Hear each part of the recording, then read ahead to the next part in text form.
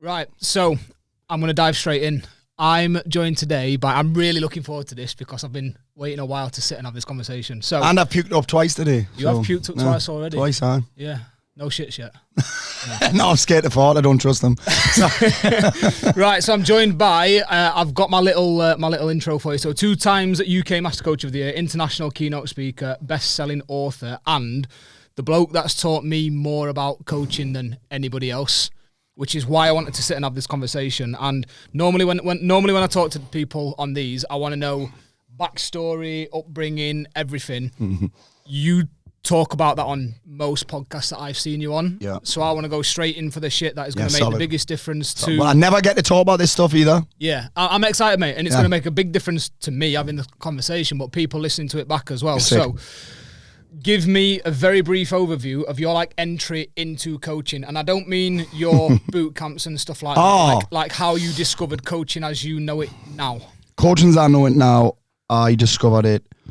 So everyone that's heard any of my story, read my book, listened to my books, whatever, they know kind of the backstory. 2014, rock bottom, got my shit together.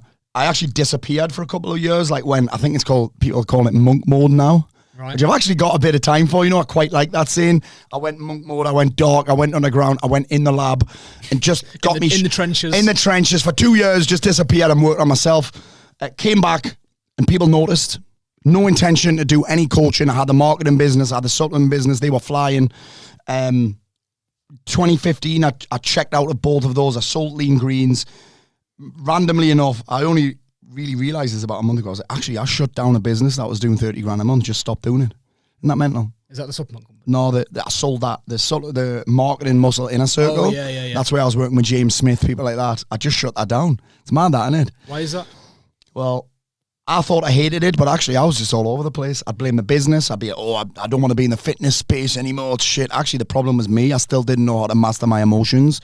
And actually, I'm still glad I did because I got a clean slate. But now, knowing what I know now about business, I'd be looking for an exit strategy. I'd be getting someone else to write it. I just know way. Back then, it was just me against the world, actually, still then. Yeah. So 2016, people were like, how have you lost that weight? How are you so different?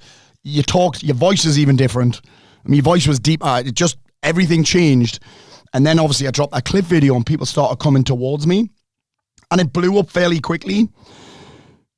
But I found myself still pissed off because I was telling people what to do and they'd come back.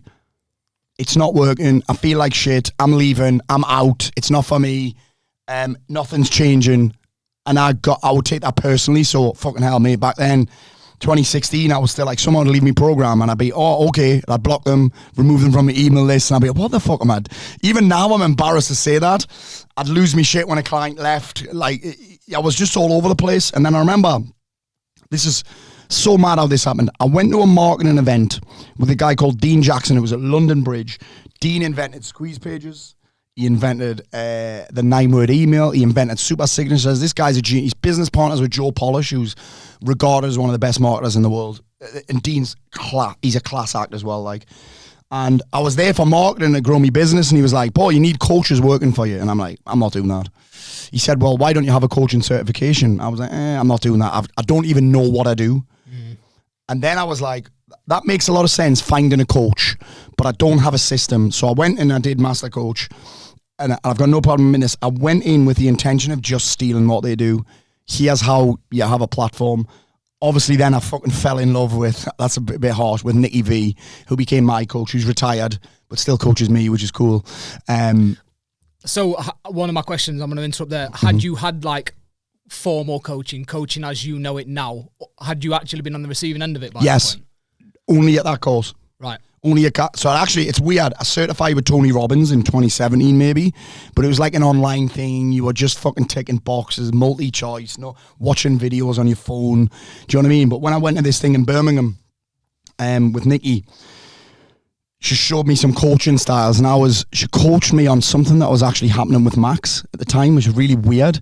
She coached me on something from me past that had happened with Leslie, and she coached me on something that was happening with Max. We were just talking about how shy he is, and he didn't like football, and I was struggling with it because I was one of those, I was the pushy dad, right? I'm an achiever.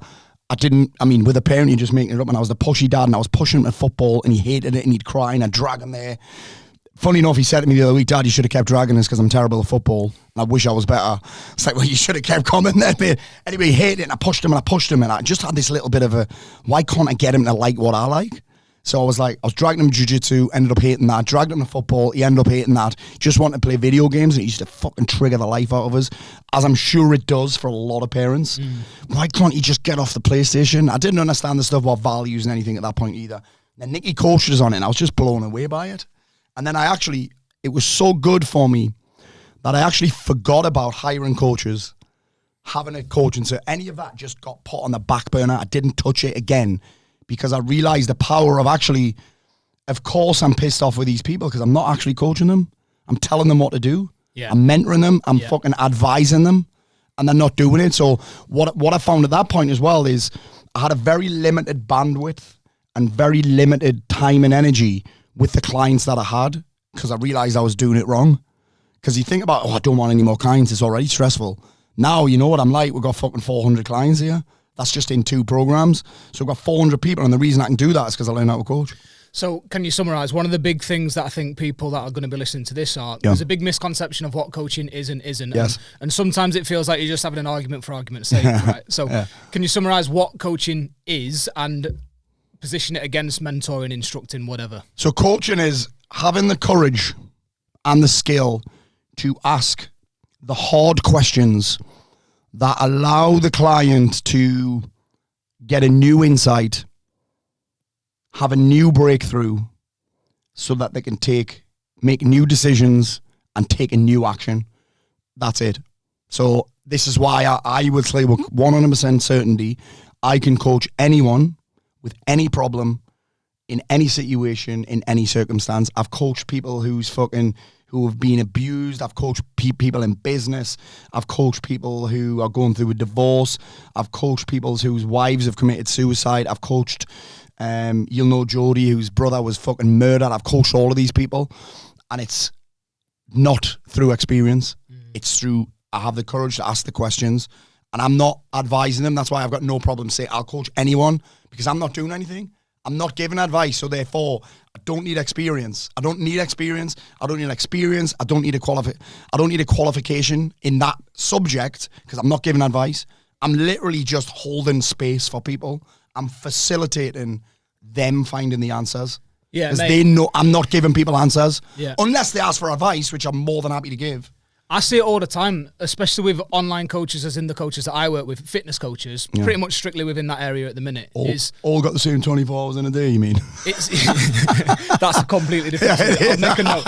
No, and people don't know what coaching is, and it's because this term online coach has been linked to fitness, and that is instructing. It's giving instructing is quite a good way to put it. And actually, you need to do that bit as well. But when you try and tell people, or when I try and tell people and convince people that they're not actually coaching, and that's okay, you can learn how to coach, but what you're doing right now isn't coaching. Instructing, mentoring, and advising.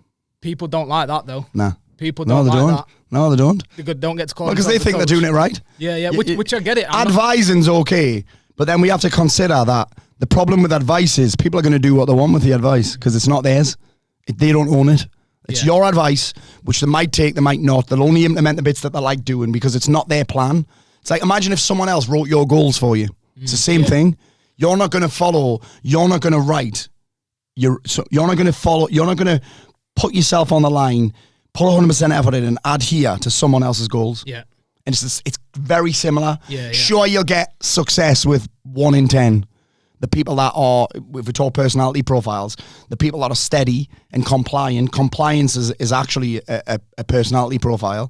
You're going to get results with those people, which are not that common. Yeah. A lot of people that you're going to work with, especially the people that have the balls and the people that want to hire a coach are actually usually higher achievers that are dominant and influence. Yeah. You can't advise them. Well, you mentioned it earlier. You mentioned it earlier upstairs. It's very rarely, and this is something that I think there's a big misconception about. It's very rarely people that are at rock bottom. A lot of people at rock bottom will seek help, but the people that take to coaching and do well are the people that want to get better. It's not necessarily to get people away from rock bottom. Yeah. It's to get towards the achievement of something. Yeah. And I just think, I will say this to people, don't confuse wanting me better with things being bad.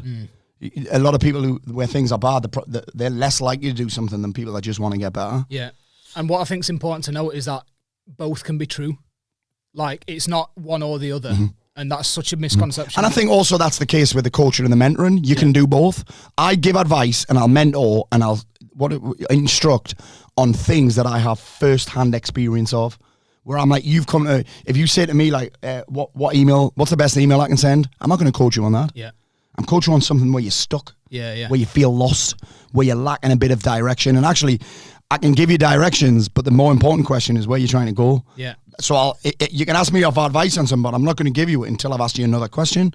What do you actually want? Here's where I'm sat with it at the minute is that, especially online fitness coaches, you need to do the instruction bit, because a lot of people will come to you for knowledge. They come for knowledge first of all. They won't know. They won't know how to eat. They won't know how to train. They won't know what they need to be doing in the gym. They won't know the processes, the habits, and the lifestyle. So you need to give the information. But once they've got the information, that's where you then need to start coaching. And it almost feels let's face like... it, Lewis, right? People know how to lose weight. Exactly. They know how to lose fat. Exactly. So that's where becoming a coach becomes even more important. Yeah. So the way that I'd look at coaching, where you need to figure out how to coach, is if you keep telling people what to do and they're not doing it. Yeah. And that's a lot of people's clients. I'm telling you what to do and you're not doing it. I used to do it. What the fuck's wrong with you? Yeah. And then you'll question yourself and be like, is it me? Am I not good enough? Do I need a better plan? And then what coaches do is, it's the niche. It's the niche. Oh no. Then they'll start blaming the entire industry for their fucking lack of coaching skill. Yeah. Do you get what I'm saying? Yeah. And sometimes it's not even skill, sometimes it's courage. I can certify someone, you can teach someone, but if they haven't got the balls to ask the questions, because some of those questions are hard and you don't want to ask them, and the thing is, it's easy to give advice. Yeah. But it's also easy not to take advice. Yeah. It's hard to ask the hard questions, and it's also hard for the coachee, the client, to answer the questions, but that's when you know it's good.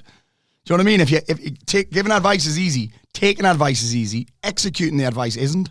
I've been on the other end of it. it. When I first got into the industry, I've been that coach that made the tweaks to the plan, didn't sync, next week, communicate it slightly differently, but still just telling them. Shout 1 week. Yeah. Do they need an arm around the shoulder? Or do they need a rocket up the arse? Yeah, the lot. And then eventually I'm like, right, there's got to be something more here. There's got to be something that I'm missing. And that was me, mate.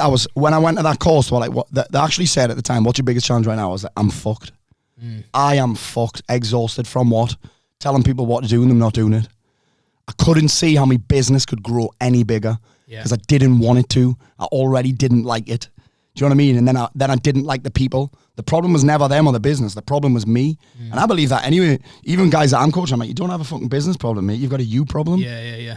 Because I've told you what to do. And you haven't done it. Yeah. Do you know what I mean? Yeah, it's a really interesting thing, and I'm very fucking passionate about it. But if you learn how to coach people, do you know when people say, one of the most common questions I get asked is, because obviously I'm dealing with a lot of people that most coaches wouldn't take on as a client. Do you know what I mean? It does take courage. You're almost like Last Chance Saloon. I am. I've got a lot of people that just want to get better, but I have a lot of people come through. And even the thing is, I've got to try and help people that can't afford to be coached by me either, because I'm getting people who are suicidal. I get less of those now. I've changed my messaging a little bit, but actually, you've got to have that coaching ability. You have to have it. Like it's again, like I say, I couldn't see where I could go in my business. I was like, how can I do this? Or the thing that I was going to say actually was, one of the most common questions I get asked by people who do what I do, and even people who are in the program, are like, how do you not take these people's problems home? Yeah. How do you not? You've got people, and I'm like, how are you not? Because if you give a fuck, that's what was happening. I gave a fuck. But now I don't own. The answer isn't mine, it's theirs, so I don't own it. I've got no ownership of it. I've just facilitated them getting their own advice. I've still got 2 clients from back before I knew what coaching was or was coaching people. I've still got 2 clients now, and I'm not going to name them, that live in my head rent-free, and I'm like, I wish I could have done more. Like, I wish I could have got them to where they needed to be. Yeah. Again, fairly heavy stuff. Yeah. I wasn't equipped at the time, but you can't help it. Like, because coaches on the whole are people pleasers. They want to be there for people. That's why we do this job, right? You want to help. You don't get paid unless there's some level of people pleasing. Yeah. You know what I mean? Yeah. But I've got to think, well, what's the best help for this person? Is it advice? And again, we've got to understand, if I'm giving somebody advice that I don't have first-hand experience of, it's not advice. Yeah. It's fucking opinion. Yeah. Opinion. Well, here's what I would do. He's not asking you that. Sometimes I get asked that and I will answer it. Here's what I would do. But if somebody's stuck, they need coaching to find their way out. They need questions are going to get them out, not advice. So, next question then. Yeah. How did you learn? Well, I learned that, funny enough, when I did the stuff on TV, she gives a lot of questions, and that kind of opened up a little world for me. I went back to the Tony Robbins shit. I went back to that. I went back, and I love, it's weird this, because I just finished, you mentioned it, I've mentioned it already, I've just finished the book, my next book, and I spoke to the publisher, and they were like, Paul, do you know what I love about this book? The content's user generated. And I was like, what do you mean? She said, at the end of each chapter, guess what I've got at the end of each chapter? Tool question. Coaching question. Question. Coaching questions are fucking, and they're like, that is unbelievable. And they're like, Paul, and I did this on purpose. They're like, Paul, imagine when people have bought the book and they're taking a photo and they're posting it on Instagram, it'll blow up. And I'm like, no, that's why I did it. But actually, I got more obsessed with questions. So I love a book that's full of questions. So I kind of went down this route of learning from Nicky V, learning from Robbins again, like literally reigniting that thing with Robbins. And then I just start getting books about coaching. I'm like, because again, a question can pull you out of a lot of trouble. You know what I mean? So someone will ask you a question that you don't know the answer to. And as a coach, you don't want to be like, oh, I don't know. You want to ask if you've got this, it's almost, I see it like a toolbox or a fucking, even better, as like, do you know when you know in John Wick's house? Where he has, do you know what? I've never seen it. Have you not? I've never seen any of them. What happens is John Wick gets upset and kills everyone else in the movie. Yeah. That's it. For like four or five movies. 4 or 5 movies, aye. So, you know, I love a movie. This is weird, this. Do you know what a one-man army is? There's loads of movies about one-man armies. Rambo. Jack Reacher, Rambo, Tom Cruise in Mission Impossible is kind of a one-man army. Yeah. Like this one-man army. Bond. And they always have like a what do they call it? A cache of weapons. Oh, where they press a button. They press a button and there's fucking all these guns come out. Yeah. What's the other one? The Kingsman. Have you seen that before? Yes, I have. With fucking Taron Egerton. I love that film, where he's got Eggsy. Unreal. He's I love so that film. suave, isn't he? He's so suave, isn't he? Yeah. So Eggsy, where he's a little chav at the start, where he goes into the shop and there's all these I just see it like that. Like, if I don't know the answer to the question, I'll go back with another question. I'll just be like, well, what do you think? What are your options? I do it all the time, and it's become second nature. And I think as a coach, you can't better skills. So I learned from Nicky, and I started reading. I just got a little bit obsessed with it. And the problem that I've got now is, I was saying to Leslie last night, you know what, I'm going to change the coaching. She's like, you can't. Can't just change like that. So I'm just thrown in. He has another question. He has another question. He has another question. So there are some questions that work no matter the circumstance. That's why I'm so confident in it. So you had your cliff moment, you sorted yourself out, people were coming towards you, you started this business. Were you learning as you went then? I had to, on the fly. So back then, I probably had, so we'll say I went to Nicky V in maybe 2019. I still remember doing it. I'd had 2 people. Funny enough, I had a coach who worked for me. He'd left. I'd sacked someone else. And it was just me. And this is when Leslie came in. I remember doing the course. That was the year that I got named the Master Coach of the Year, like 6 months after doing it. And the results that we saw were fucking unbelievable. I was re-energized. The clients were re-energized. Mate, my program back then was, I told you what your running routine would be. You have to do this, this, this, and this. Now I'm like, fill in your journal. You make the rest of it up. I'm just smiling because is this back when, so whenever I'm up here, I stay in the Clifton. Yeah. And Callum at the Clifton always tells us the same story about you ran some sort of event on the beach and somebody like either broke their arm or dislocated the... all of it. Yeah. Dislocated the shoulder, we've had a broken nose. So was this the same time frame? Very similar time frame, aye. So it was a bit more hardcore. It kind of opened up this gentler side to me as well. Like I still feel that I'm a little bit hardcore, but my agent looks like... You're like the Geordie Gandhi now, man. I'm like, before I was like the Geordie fucking Garrett White, because obviously he was me fucking back in 2014. Back in 2014-15, he was me coach. He's still a mate of mine. So like I say, back when I first started, mate, I was like, in the morning, here's what you need to do first: do this, read 10 pages of a book, like 75 hard style, and then I get pissed off when people wouldn't do it. So then I started changing it around, and people were like, holy shit. Some people didn't like it because the S's and the C's, they need to be told what to do. Yeah. I don't have many of those people now. So you'll notice now I'm very hybrid style. There's a bit of, no, you need to fill in your journal.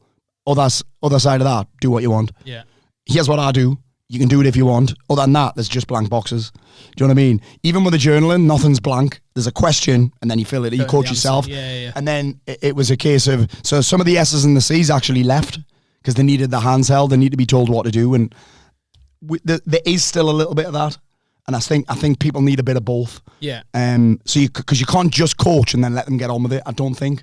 Especially if they don't know the answer that there needs to be some structure in a coaching program. Like, I think that if I think about this, like, when people say, hey, do you do like one-off one-to-ones? I'm like, no, it's pointless. It is pointless. Well, and I could help someone have a breakthrough that could change their life, but the reality is, after that, people still need structure. And if I'm huge on structure at the minute, I'll probably end up putting a training together on all of the problems that structure would solve for people. Structure fucking cured anxiety for me. Structure cured me fucking bipolar. There's so many, and that's a big claim, by the way. So give me an opportunity to expand on that.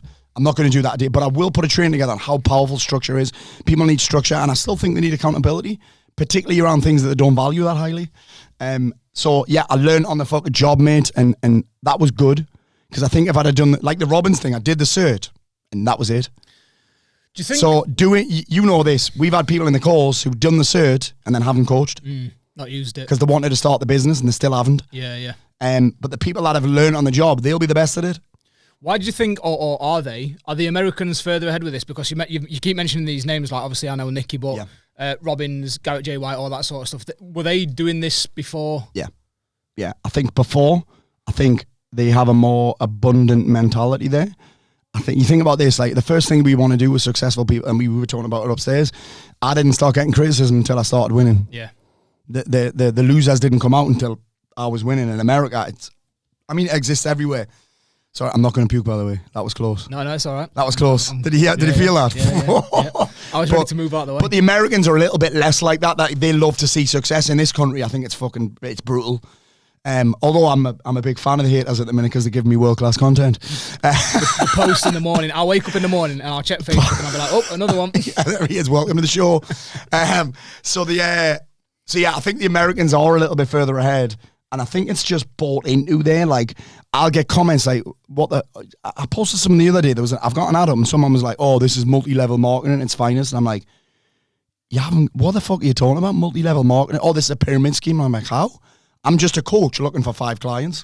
Aren't we all? It fucking works. Yeah. It works. I think I might have gone 4 just to be different. Do you know what I mean? Just to make it original. There's a lot of 7s out there. The 7s, okay, but anyone that British people still don't know what a coach is. Most of them don't even know what a life coach is. I think that's a big part of the problem, though, is that it's not just the coaches that don't know what coaching is. It's people that don't know what coaching is. But if you said I was an online personal trainer, you'll get paid more. You would, but then again, I think the expectation is different, right? Oh, personal trainers you'll get paid per hour. Yeah. Or I pay 30 quid a session. People think you're going to be stood on the other end of a Zoom call while somebody's. I got that question the other day. I was at the fucking chiropodist because I'm old as fuck and I've got a foot problem. And I was telling him what I do. I was like, I work like in consultancy with online coaches, online personal trainers. And he's like, how does it work? Do people zoom in when they're in the gym? And I'm like. Nah, it's mad, isn't it? Yeah. Mad, isn't it? Just people don't know, so. Well, mate, I've had people ask me, well, do I come and live with you for the 28 days? Or do you come and live with me? I'm not even kidding. You couldn't pay me enough, mate. No. It's mad, So you got up to the point where you'd been awarded Master Coach of the Year for the first time. Yes. Then obviously you got it for the second time. So does that technically make you undisputed champ? Well, the company's actually folded now. Do it anymore, now they've retired. Yeah. So I'm the champ, and I'll be the last ever Master Coach of the Year. Yeah. So 2020 was a mad one, because 2019 I kind of knew, because the end of 2019. How does it get judged? How does it get awarded? So they ask for testimonials, you enter yourself, they speak to your clients, etc., etc. So 2019, Leslie, that's when Leslie came in towards the business. So we have totally different personalities and very different skill sets. So what most that we're into business talk now, but what most of us business coaches have is we've got like a bit of a hustle mentality, like an entrepreneur mindset. Leslie has a corporate mindset. But your business as an entrepreneur will only get so far as the hustler, as the salesman, as the entrepreneur, if you like. So it'll only get so far before you need a corporate mindset, reality. Whereas people with a corporate mindset tend to not even start a business. Don't get don't get off the ground. Because they're not a self-starter. Yeah. So that combination, it fucking blew up. I mean, in 2020 went from 300 grand to $1 million. And I didn't even work that much harder. We just had more organisation, more planning, more structure, funnily enough. I've said it since I'm in Elite X now, and I'd spend a lot more time with Leslie, and I'll say this to the camera as well. Yeah. She's the mastermind, not him. Genuinely, obviously, I'd met her at the events, and I'd talked to her and stuff like that. Like, It is, and it's such a different skill set. What's incredible is how it complements each other. And what blows my mind is that this is not by design. Like, you met at what, 15, I was 16, she was 14. And it just so happens that... it's mad. And she was a lawyer, so it's all everything that she does is very professional, and I'm the opposite of that. I'm like, let's just fucking drop it. It's not like you but what's happening is we're both finding a little happy medium. Like, I've taken a little bit of that on my personality, and so is she, taking a bit of my shit on. Like, she used to be completely risk averse, and I was fucking, fuck this. She's a lot more confident in the rooms now when she's like so much more confident. So much more confident. So that was 2019. She came in then, and I got awarded then. I kind of knew. They were like, can you come to this thing in Birmingham? We're handing out the Master Coach of the Year. I was like, I actually said, I'm really busy. Am I going to win? And she was like, maybe. I was like, that's it, I'm coming. I'm coming. And then in 2020, they were doing it online because obviously 2020 was mental. And to be fair, we did triple the business then, but also my profile went bigger because there was more eyes. Whereas a lot of people who were doing what I do, they hid behind the couch and got pissed in the garden. I was like, fuck me, people want my shit. Everyone was like, Paul, can you come and do a couple of guest trainings for my group? Darren, can you come and do a guest training? Ben and Lucy Davis, can you come and do a guest training? Everyone wanted a piece of me then because I was there. I was available. And people needed it more, mate. People needed it more. I think a lot of people realised I had a problem, either at the start or they were fucked at the end. So actually, I'll say that was beneficial for me. Obviously, I got the book deal that year. We did the fucking theatre show. But at the end of 2020, I remember I was in here, and Nina had just finished school, and we were finishing something off. And Leslie was like, you should show your face on that awards thing, you know, just to so there's people there. Like, we were like, Leslie's so thoughtful. I'm like, fuck that. You know what I mean? Leslie's thoughtful. She's like, there'll hardly be anyone on, you know, Paul. I think you should just, you want to help someone out, you should go on just to make sure there's some people on their Zoom. And then they were like, and they were doing the award for Master Coach of the Year. And I was completely tuned out. And then my ears pricked up and she said, and this guy that's won, he's not afraid to ask the hard questions. He's got the courage to ask really hard questions, the dark ones that most people would avoid. And then I was like, that's me, that's me. And then it obviously came about and I was, fucking hell, that's unbelievable. You just answered the next question. Which one was it? What makes you so good? Oh, am I willing to ask the hard, difficult questions and wait for you to answer them? Yeah. And not feel bad. I learned that when we did the coaching academy. When was the first? When did I do mine? Was it last? Before Lisbon? Didn't ask me. So 2022. 2022 maybe. 2022. I'd had the surgery, so it was after the surgery. 2022. That, like, again, by this point I'd been getting coached by you for 9 months nearly, so I joined it. Oh no, a bit longer than that. So I think understanding the theory is important as well in this case, you know. So normally I'm like, oh, fuck theory, but I think if you understand why you're asking, that's probably one of your biggest insights that you got. Why is he asking that question? Yeah, it was, and it was like, it was the skills around it, actually being in that room and doing it. So my kind of like journey with you is I did, basically, you just released your book, like the week before you just done your audio book, The Poor Mort Will Save Your Life. Yeah. And I actually did a bit of content about this the other day, and I'm seeing your fucking adverts everywhere, and I'm like, go away. Like, literally go away. And then at the time, so James Smith was my god, because I'd started shifting all this weight, following just what him and Darren were saying. Yeah. Like, at this point, I'd not got a coach. Yeah. And then you're on his podcast and you talked about it, and I was like, fine, Audible. I didn't even have Audible. Oh, really? Downloaded Audible. You probably got it for free then. You got the free token. Well, so I got no money off you. Is that what you say? I mean, I got plenty since. This is what I say to people. It's the most expensive free audio book that I've ever. So, but anyway, so I remember. Well, to be fair, mate, I would have got fucking 50 pence for it anyway. You know, the people think getting book deals are great. It's fucking 50 pence. It's mad. Yeah. So I remember listening to it legit in one day, and it's like April. I remember walking loads this day and listening to it. There's some gnarly shit in there as well. Yeah, it's very, very heavy. Yeah. And then by the end of the day, I joined 28, and then I went straight into Transformation, then Alliance, and now it's mad that I don't have any of those things anymore as well. Yeah, it's mad. My business has changed quite dramatically. So like for me, when I first joined you, I was working for a separate coaching company, but just doing straight up body transformation coaching. So before and afters, pumping it out, calling it coaching. Then I started to obviously get coached by you, and I was like, oh shit, right. I was like, I don't have a clue. I absolutely don't have a clue. But then what I was doing is, I was taking the trainings that you were doing and condensing them and taking the bits that I thought my clients would need. And I thought, oh, this is coaching. Yeah. So I was like, giving them a bit more theory around all the stuff. This is coaching. This is mindset. This is all that sort of stuff. That's teaching. Yeah. So you've got mentoring and teaching. Mentoring's where you give someone personal advice. Teaching's where you give generic Theory advice and to stuff. everybody. And then it wasn't until we did the coaching academy in June 2022. I remember when you announced that you were doing it, and I was like, you announced that you were doing it, and we were at a quarterly. I think we were at, I want to say we were at Everton maybe, and I walked straight up to Kath, and I was like, take my money. Yeah. She was like, we don't know how much it's going to be. I'm like, did I not launch it at Lisbon? Or was that the second one? Time was it the second one? Was it? Yeah, so it was me and Adam Willis. We were sat together in shit. the audience, and you said you were doing it, and I went straight to Kath, and I was like, take my money. Shit, she was that's like, mad. I don't even know how much it's going to be. I was like, take my money. So we I ended still up don't doing know how much it is. We ended up doing the first one. It's been different. Do you know what's weird about the pitching? Sorry, the teaching. This is weird. I love coaching, but I like teaching better. I like the opportunity to share what I'm learning and my knowledge, my experience, and also I find teaching a bit of a performance. And I'm a bit of a performer. Energy. It's a different energy. Energy.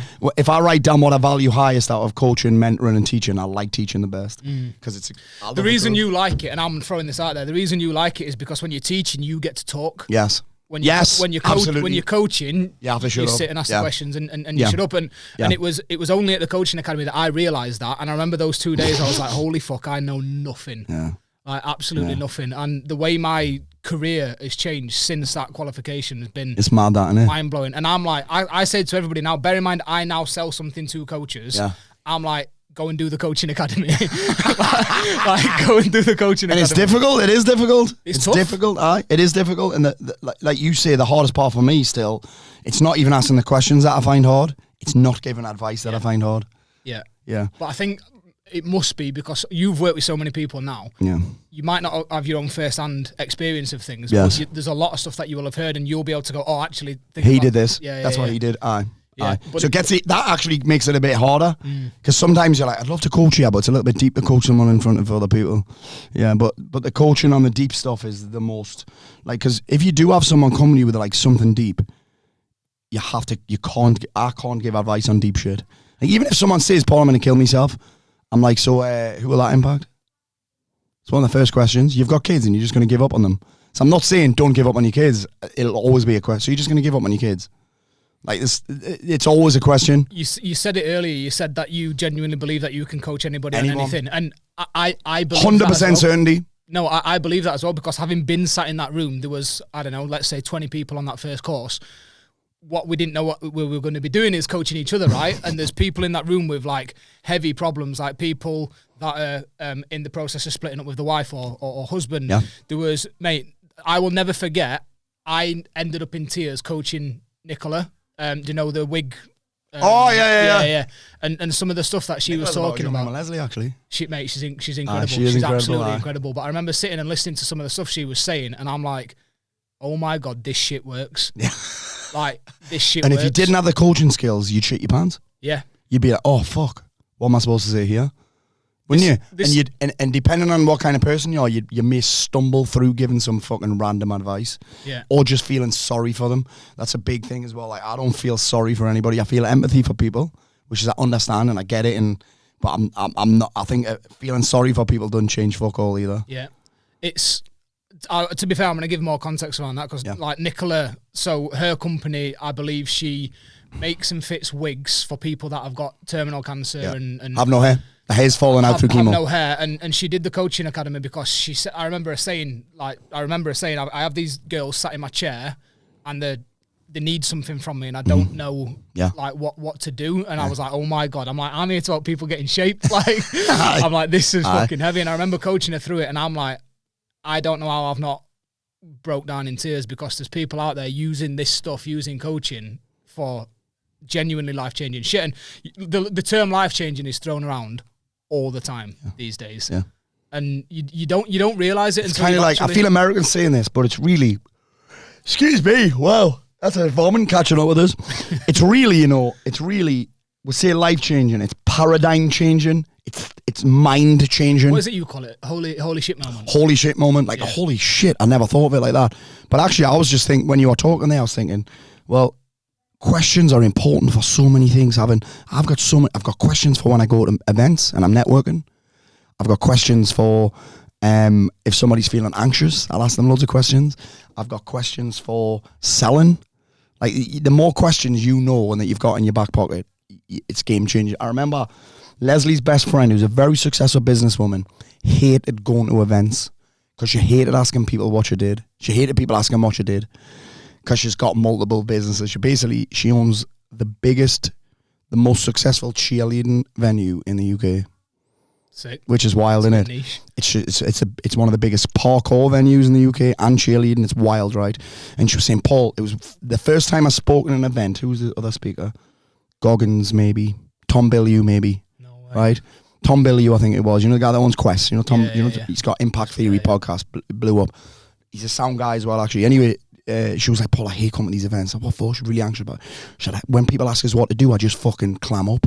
That's just what I do. And I said, well, what you need to do is you need to let them talk, which means just ask questions. So I always go, when people ask you what you do, just say, I do this. What do you do? What about you? And what's your favorite thing about that? And what do you find the hardest? And what's your biggest challenge? And how long have you been doing that for? Like, just fucking throw. If you're an anxious person, that's a terrible saying, by the way. If you create anxiety in social situations, or you feel shy, or you feel like you have to be interested, and that's people's biggest problem, just be interested. So questions are the fucking, if you want to be, I would consider myself a very good networker. My network is fucking unbelievable. In fact, the publisher who came to me, well, like, Paul, your network is unreal. Like, I would love you to leverage your network and that. I'm like, well, I can do that easy. And part of the reason I'm good at networking is not because I'm loud and I can make people laugh and that, but actually because I ask people questions. I'm interested in the answers. I ask questions. That's why I like podcasting, because I'll ask questions that I want to know the answer to. Do you know what I mean? Do you know what I really and it's such a good skill, not just for coaching, but actually it will change your life, having the ability to ask questions. What I really struggle with, and again, this is since the academy, I've gone down a similar rabbit hole, and I'm like, oh my God, right now I know what it is. I want to know everything. Obviously doing what I do now. And there's not even, you think about it, there's not even anything to know. There's just questions to learn. Exactly. And that's why it's never ending. Because it's not knowledge, it's just learning questions. Losing my life. But what I've done. Do you know what one of my favourite ones at the minute? And why won't you do that? That's one of my favourite ones. So when they're telling us what they're going to do, I'll be like, so tell me why you won't do it. Yeah. And then they're like, what? Tell me why you won't do it. What are you going to do about that? Yeah. I love those kind of questions. The other one I'm loving at the minute is when people say, oh, this is, I want to do this and I want to do that. I'm like, okay, well, tell me why you don't want to do it. Yeah. And then I think I shared that question with you at the end of last year.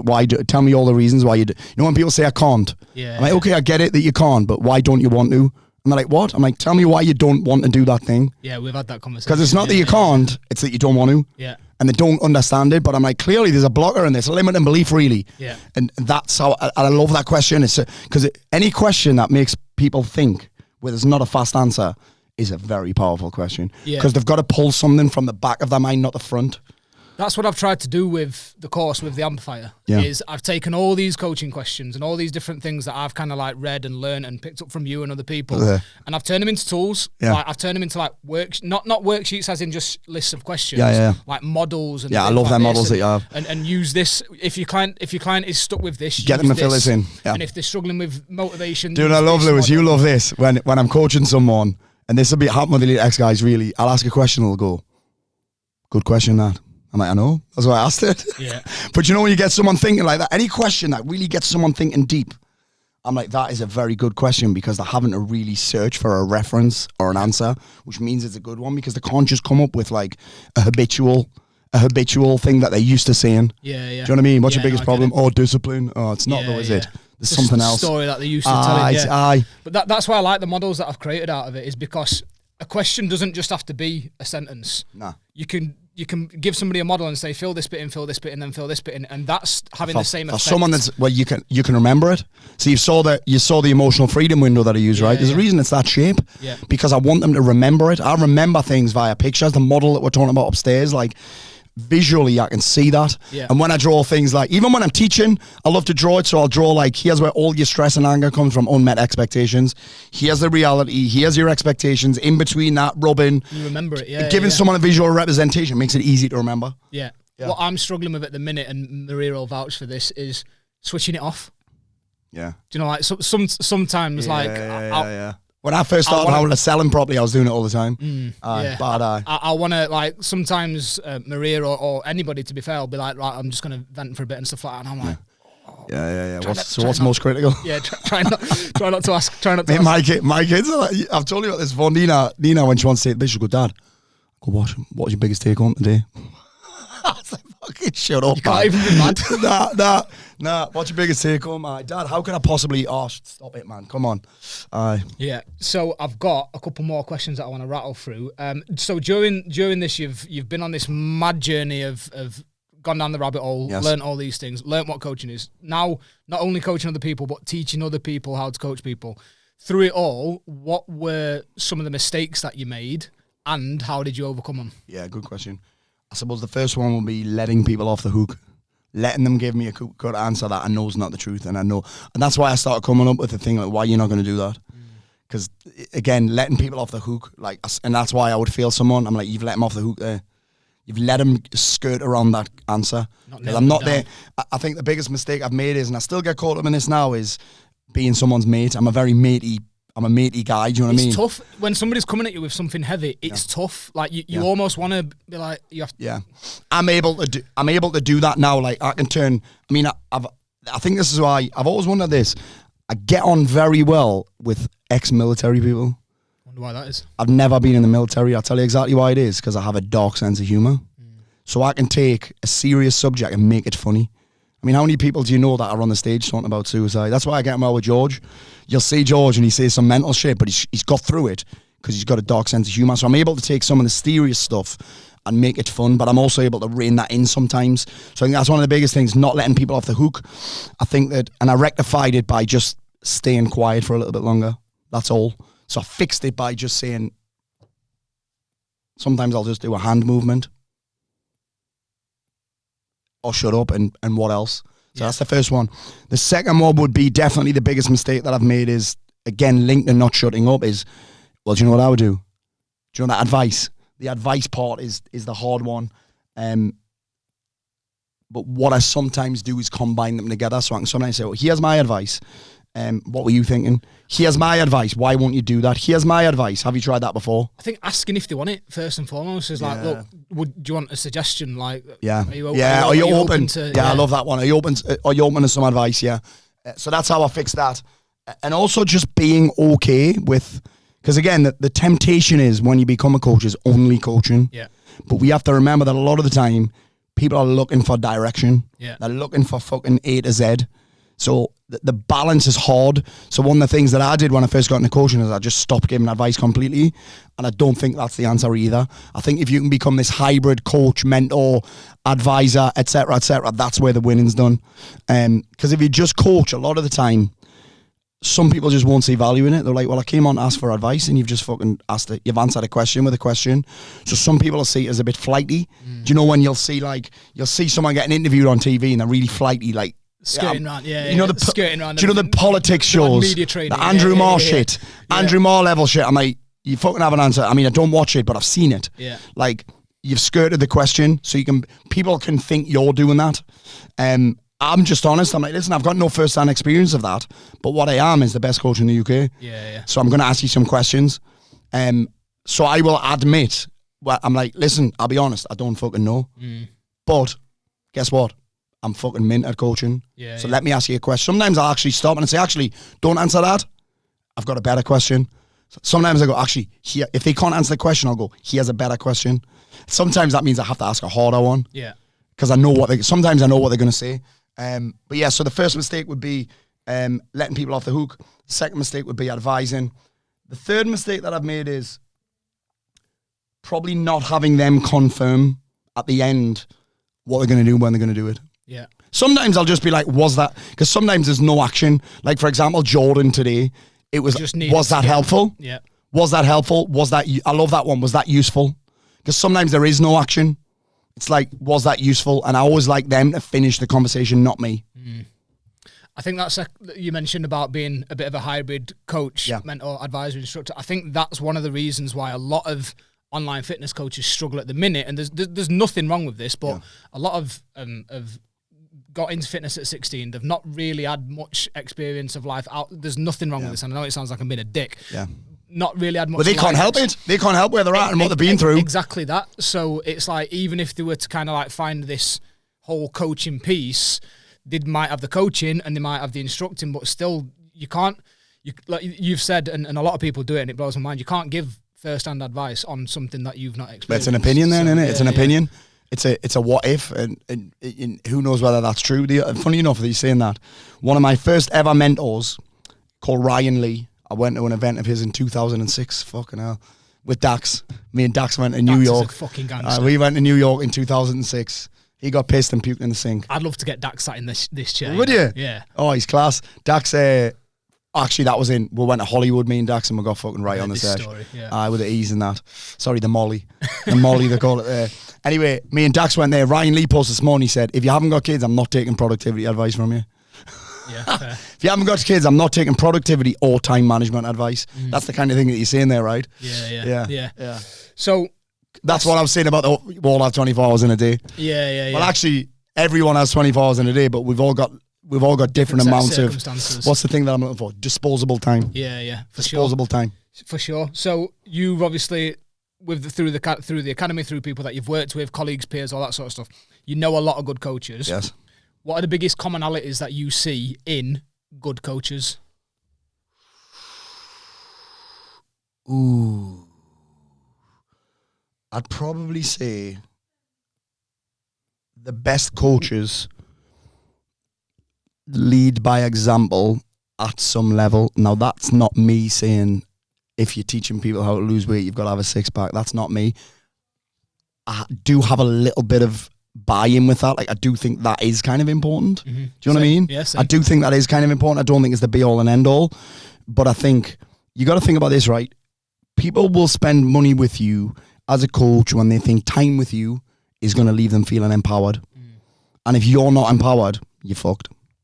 And actually, me and Leslie had a conversation last week because we're doing the coaching academy again. And I was like, do you know what? It's not actually easy to be a successful coach. And do you know what I think makes it harder for people? When they've done fuck all. When they do not have, especially if you're a bloke, a lot of coaches are not aspirational. This is the superpower that I think I've had, and it's why I still keep doing shit. It's why I'm doing Everest Base Camp for myself, to learn some things about myself, because I'm curious to see where I'll go, see how hard it is, to see where my mind goes, to see how much I miss my kids, see if I can handle 16 days of no fucking sleep because I'm shit at sleeping, see if I can handle the cold. Do you know what I mean? See if I can handle all of that. But partly because I'm like, people are being inspired by it. Yeah. Know what I mean? It is for me, but I'm also, sometimes I'm like, well, actually, that'll look good. It's a benefit, though, isn't it? That'll look good on my CV. That'll look good. The amount of people that have stopped drinking just because I did is phenomenal. Don't talk about it, though. No, I don't talk about it. No. Talk about if people are fed up of me, how smug I am. Yeah. It's mad, isn't it? Yeah. I never thought in a million years that me quitting something that makes me suicidal and causes cancer would be a problem. Me quitting it, not telling other people to do it. I've never told a single person that they should give up booze. I'm just sharing what's working for me. It's like me sharing a picture of me six-pack and saying, hey, everyone should have a six-pack. Yeah. I mean, that would never happen, by the way. What, you get a six-pack? Me getting a six-pack, it's not for me. It's not for me, I've decided. But what I'm saying is that the people that make the most progress are the ones that lead by example, have empowered themselves. I hear all these coaches like, oh, well, I'm not going to post it. I'm like, mate, if you can't do that, you've got no fucking right to be coaching people because you haven't got beyond yourself. Part of your responsibility as a coach is to help people get over themselves. Yeah. Like, because that's the biggest problem, to get out of their own way. And if you can't get out of your own way, you should not be fucking coaching people. That's all it is, really. It's not even about having the six-pack or having the results.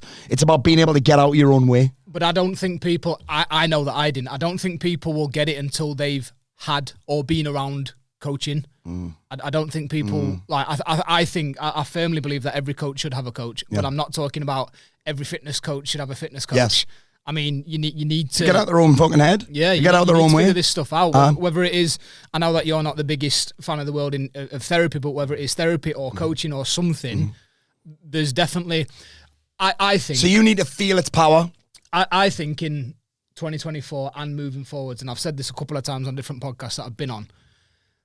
Coaching now, I think arguing over what coaching is and isn't is like arguing if toning is a thing. Do you know what I mean? It's like, it don't fucking matter. We all know what we mean. I think coaching as it is now, if you aren't aspirational and leading by example and actually coaching people and changing lives, I think you're going to get lost. I think There are Even if your marketing's good, people will not stay. There are too many good low-ticket apps that are run by big names, big accounts, that are powered by AI that will... Real coaches do not need to worry about AI. Exactly. Do you know why? AI doesn't care. Exactly. Coaches care. AI doesn't care. And AI can make all the adjustments in the world faster than you can and more accurate than you.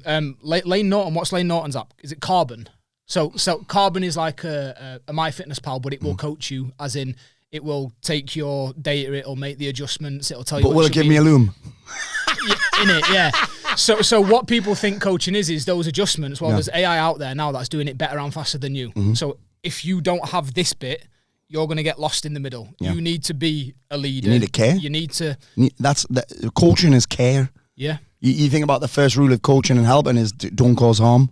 Like coaching is caring. Do you know what I mean? Because you're going deep. You care enough to ask the hard questions. Yeah. You care enough to fucking not let the person off the hook. You care enough to show that you're someone worth fucking listening to. Do you know what I mean? I was saying that to a guy the other day. He got upset. I'm like, how do I help my son? I'm like, you become someone worth fucking listening to, first of all. Yeah.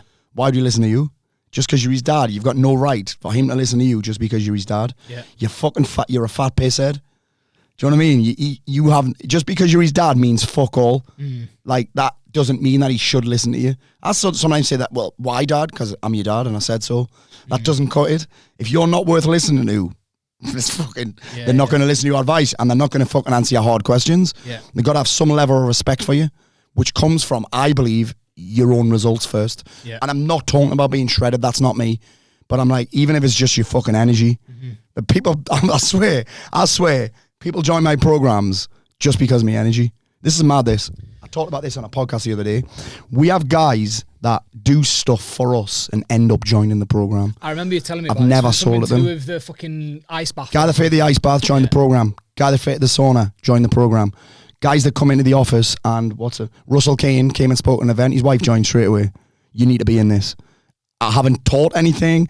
I haven't shown anything. They just fucking feel it. That's what I mean, really. They have to feel it.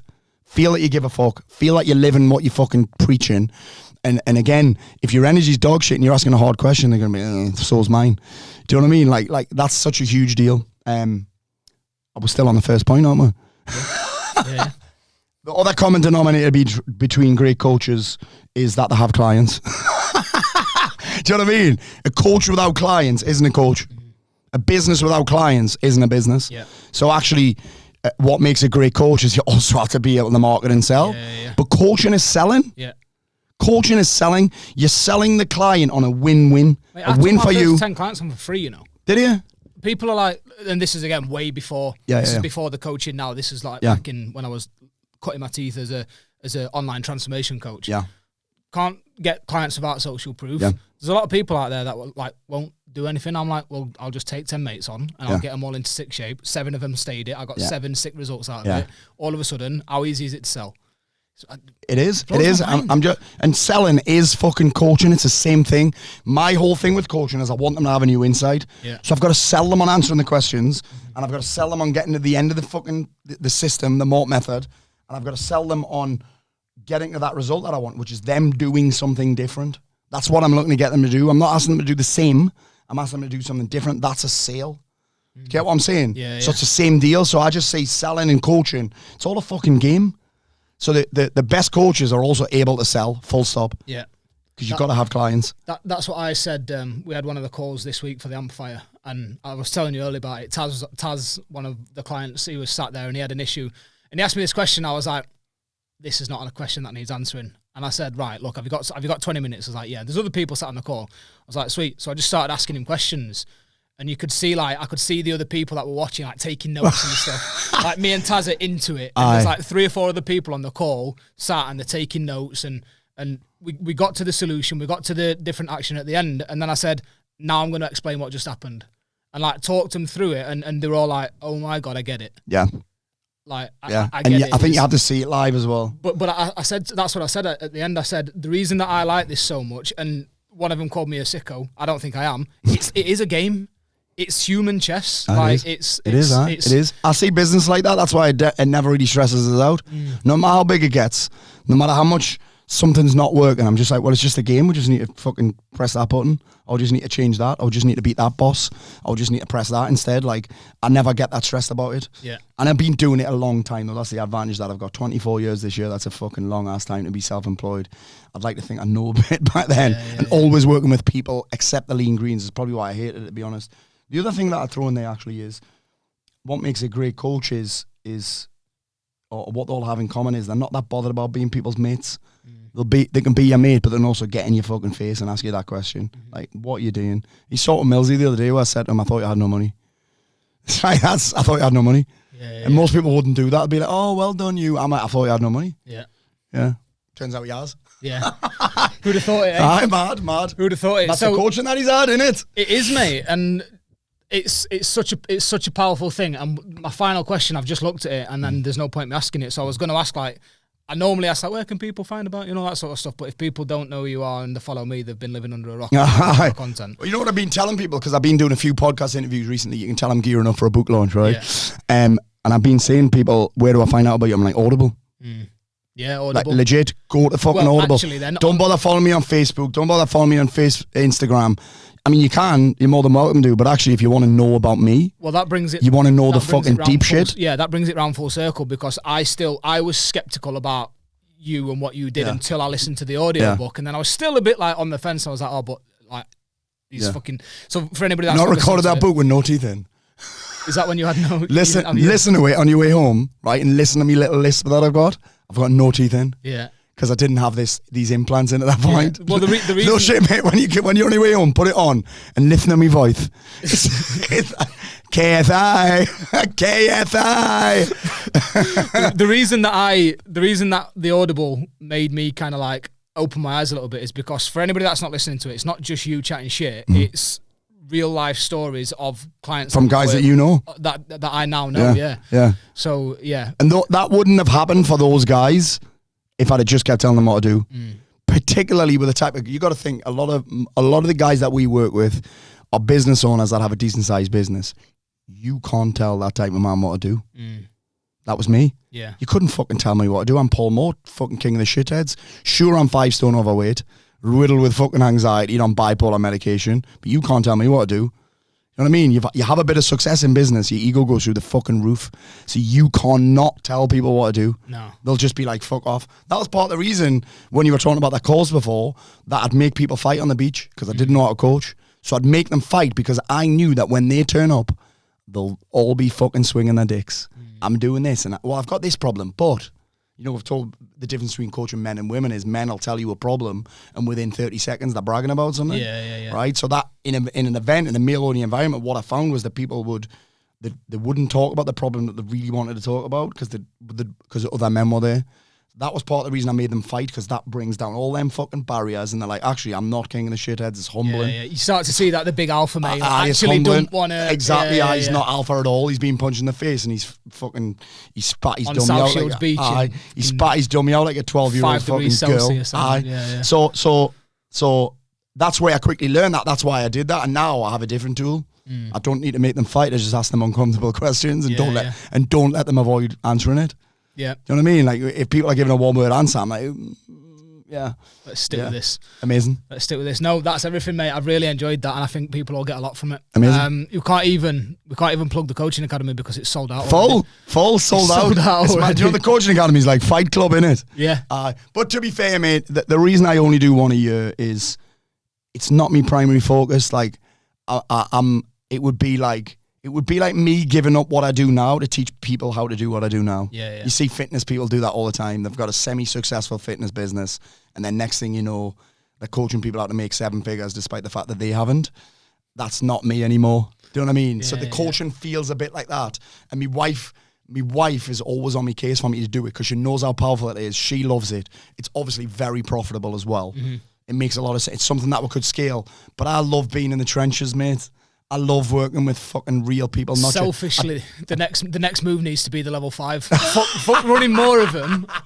Like, there's people. Level 5 is making people fight on the beach. Some of us are sat there like, all right, what's next? Yeah, mate. And even then, I'm like, the coaching academy, it makes sense to have a business bit on the back. So actually, I'm going to show you how but that's not me either. Do you know what I like working with the most is like fucking people like Ian Lambert in the construction industry, Yeah. like not being in the coaching game ever. Yeah. Do you know what I mean? Like the tradesmen that would never, ever, ever hire a coach that wasn't me.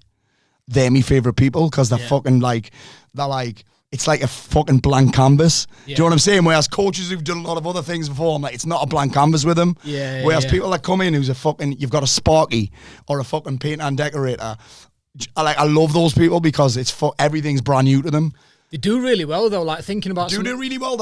It's like literally, I'll ask them it's a fucking fire up their arse. Yeah. Whereas a lot of other people, like if I was in a coach's game, they think they know it all. Yeah, you see it a lot. Like, to be fair, we were just about to wrap up and we're off. But you see a lot of the people in Alliance, especially on the war rooms, that take the shit and it's the grafters. Yeah. It's the people that maybe they are self-employed, but they're not coaches. They're not online fitness people. They're none of that. Yeah. And we have a lot of those, to be fair. Like we probably, and I didn't realize it was as few. I thought it used to be more because I have people used to think I only coach coaches because of my legacy in that industry. Bearing in mind, I haven't mentored anyone in fitness since 2017, just that. And I haven't been a PT since 2011. Like that's wild. But I still have legacy in there. But now it's starting to shift even more away from that. Well, and it's not that I can't coach them. I like working with them as well. But me perfect client is the fucking business owner with a team who's fucking losing his shit because his customers aren't paying on his time. His staff are all fucking arseholes. Like, do you know what I mean? Whose wife... Well, I'm just thinking, even just in Elite, right? I don't know how many there is of us. 20 total. 20? There's what, 3 coaches? Me, Luke and Noah? From memory, sorry if I've... I think so, From memory. And then you've got Jamie with the singing waiters. Yeah. It's mad. It's mad. You've got Kevin, accountant. Papa Crow. Who's a mortgage advisor. You've got Lambert, who's construction. You got Greg, who puts... Financial advisor. Greg, who puts fucking Wi-Fi in submarines. And does solar panels and does home security. And you got Millsy with the biggest fucking holiday coach company in the fucking UK. You've got, fucking hell, who else is there? Mate, this is an awful sitcom waiting to You've got Jordan and Paul, who are fucking mortgage advisors and financial advisors. I'm trying to think who else you've got. Fucking hell, who else we got? Rich's business coaching. Rich's tech startup. Tech startup. It's mad that, isn't it? Then you got Callum, the fucking fish and chip best guy. Fish and chips, which I've still not managed to... Best fish and chips in the UK and now coaches restaurant owners, which is amazing. He's killing it with that.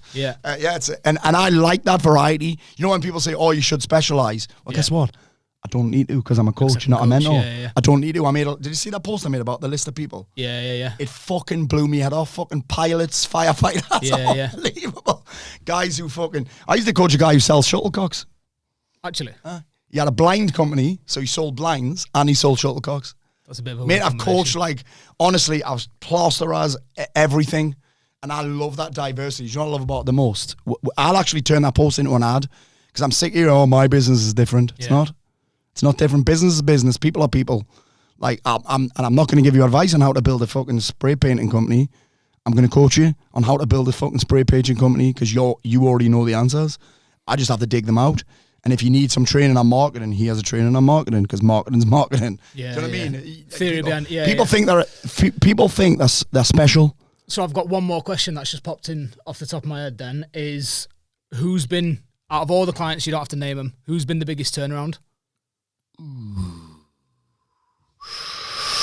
Because like you were just saying there, you've worked with so many different people from so many different backgrounds. Richard Crow's a pretty spectacular turnaround. 60 grand in debt, cokehead, pisshead, fat as fuck, single, kids hated him, big transformation that.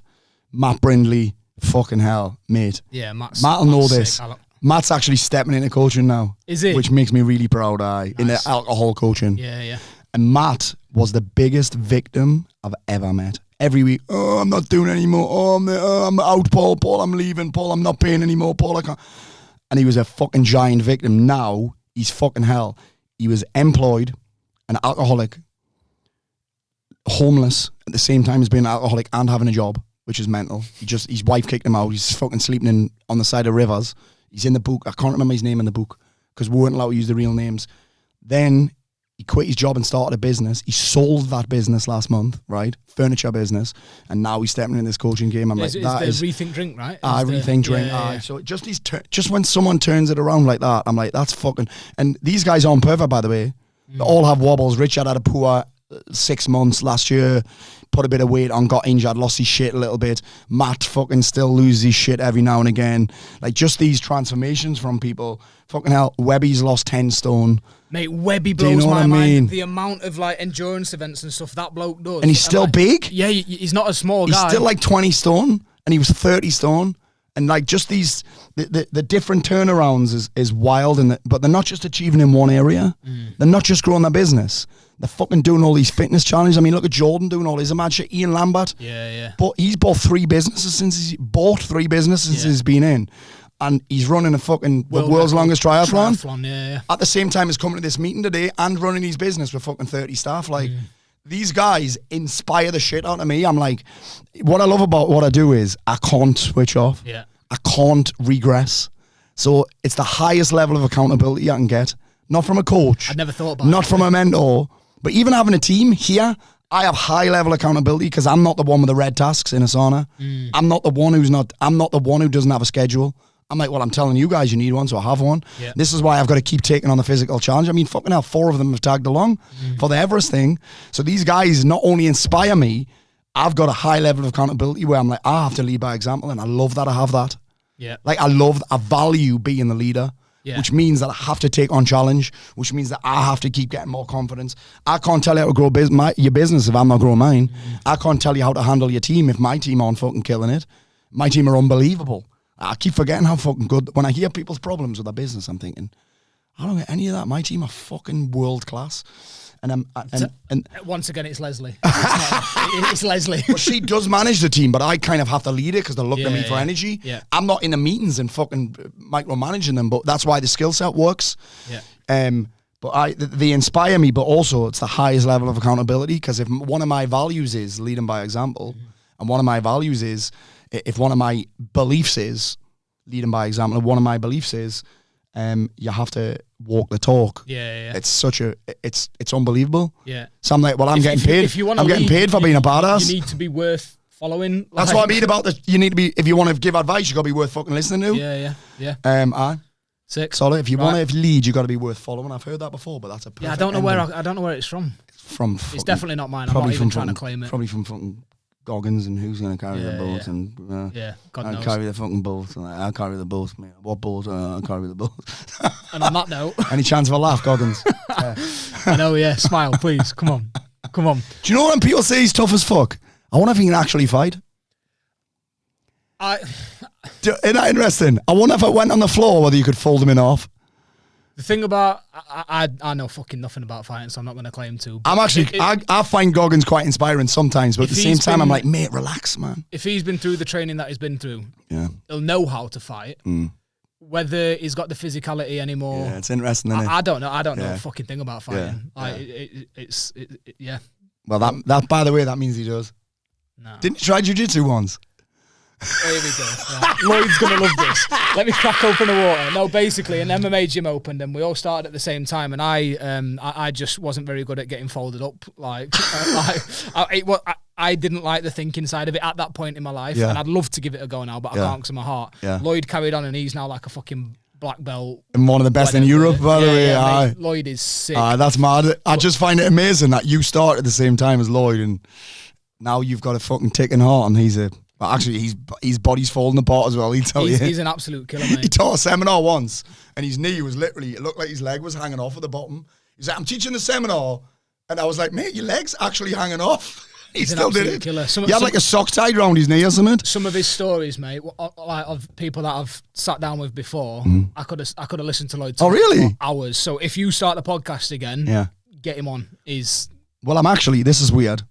I've got no intention of starting the podcast again. However, my agent said to me yesterday, he said, Paul, you know what you should do to help with the book launch? He said, if it's called Unfuckable, which I want to call it that, but the publisher's not so keen because apparently it looks like Unfuckable when you read it. And also it's got to go on the cover of... And no one wants to be unfuckable. No one. But he's like, what you should do is do a 12 episode season and get all your 12 best contacts on. I've got some good contact, even if you've had them on the podcast before, and ask them what it means to be unfuckable. What are their best strategies to be unfuckable? That's See why what I mean? Can't call I'm it. fucked now. So what does it mean to be this? And I'm like, well, actually, I might start the podcast up, and Lloyd is certainly unfuckable. Yeah, he'd be a sick person. Commander Cooper. His stories are mad. Class. So Class. it's mad. Right, mate. Can you believe we're ending the podcast on the Yorkshire Gripper? There we go. I'll fucking How big has he managed shagger. to squeeze his way into Big this shagger, fucking- big shaggertron. He'll love it, mate. He will love it. Right. Amazing. Cheers, pal. All right, legend. Sick. Mate, that was sick. That was great. That was a podcast that I've never done.